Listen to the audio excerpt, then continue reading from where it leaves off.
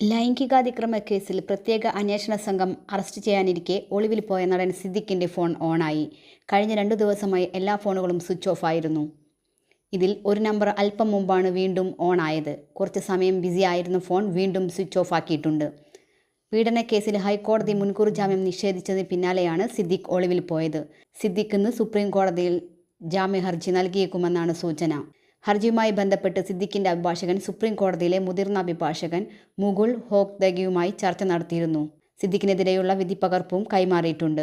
അതേസമയം സിദ്ദിഖിൻ്റെ മുൻകൂർ ജാമ്യ ഹർജിക്ക് തടസ്സ ഹർജി നൽകാൻ ഒരുങ്ങുകയാണ് പരാതിക്കാരി. സിദ്ദിഖ് മുൻകൂർ ജാമ്യാപേക്ഷ നൽകിയാൽ തൻ്റെ ഭാഗം കേൾക്കാതെ ഒരു തീരുമാനം എടുക്കരുതെന്ന് അതിജീവിത ആവശ്യപ്പെടും. ഇതിനായുള്ള ഹർജി രാവിലെ തന്നെ അതിജീവിത സുപ്രീം കോടതിയിൽ നൽകും. പ്രമുഖ അഭിഭാഷക വൃന്ദ ഗ്രോവർ അതിജീവിതയ്ക്ക് വേണ്ടി കോടതിയിൽ ഹാജരാകുമെന്നാണ് റിപ്പോർട്ടുകൾ.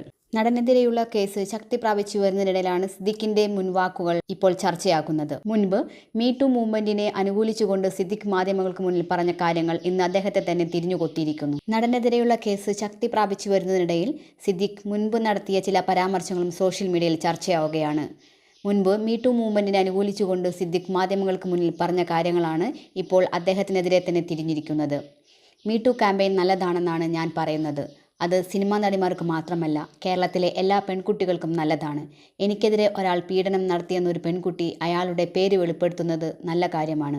20 കൊല്ലം അതിനുവേണ്ടി കാത്തിരിക്കേണ്ടതില്ല. അപ്പോൾ കയറി കരണത്തടിക്കണം. അന്നേരം ധൈര്യമുണ്ടായിരുന്നില്ല. ഇപ്പോൾ കുറച്ച് ധൈര്യം വന്നെന്ന് പറയാൻ നിൽക്കരുത്. എല്ലാ പെൺകുട്ടികളുടെയും കൂടെ കേരളം മുഴുവനും ഉണ്ടാകും. ആക്രമിക്കപ്പെടുന്ന ഒരു സെക്കൻഡിൽ പ്രതികരിക്കാൻ ശ്രമിക്കണമെന്നാണ് എൻ്റെ അപേക്ഷ.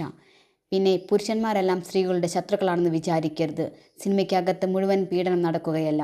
വളരെ ഒറ്റപ്പെട്ട സംഭവം നടക്കുമ്പോൾ അതിനെതിരെ നടപടി എടുക്കുന്നുണ്ട്, കേസും എടുക്കുന്നുണ്ട്. പോലീസിൽ ആരും പരാതി കൊടുക്കുന്നില്ല.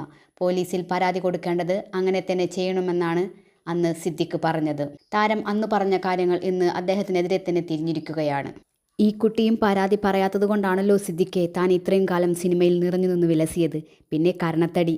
അന്ന് ആ കുട്ടി അത് ചെയ്യാത്തതുകൊണ്ടാണല്ലോ ധൈര്യത്തോടെ തനിക്കത് വിളിച്ചു പറയാൻ കഴിഞ്ഞത്. താനൊരു നല്ല നടൻ അന്നും അല്പസമയം മുമ്പ് ആ ഫോൺ ഓണാകുന്നത് വരെയും. ഇനിയും കാണാനിരിക്കുന്നതേയുള്ളൂ തൻ്റെ നടന വൈഭവം.